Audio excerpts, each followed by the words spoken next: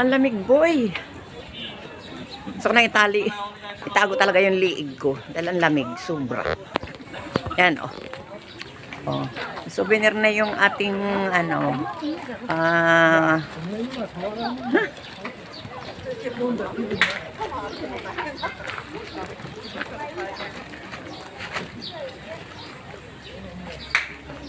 souvenir na yung jacket natin. Nakarating na siya ng Japan. Okay.